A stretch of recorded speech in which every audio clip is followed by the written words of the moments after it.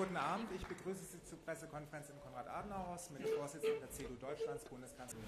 So habe ich heute also dem Präsidium und dem Bundesvorstand meiner Partei, der CDU Deutschlands, gesagt, dass ich bereit bin, auf dem Parteitag in Essen am 6. Dezember erneut für das Amt der Vorsitzenden der CDU Deutschlands zu kandidieren und in meinem Verständnis untrennbar damit verbunden, damit auch noch einmal bei der Bundestagswahl 2017 für das Amt der Bundeskanzlerin der Bundesrepublik Deutschland.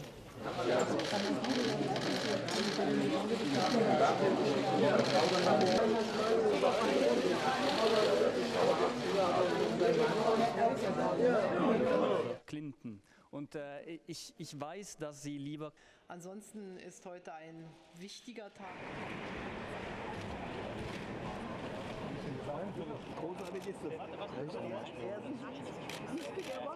Herzlichen Dank.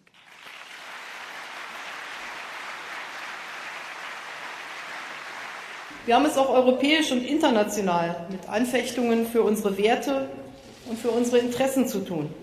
Und auch ganz einfach gesagt für unsere Art zu leben.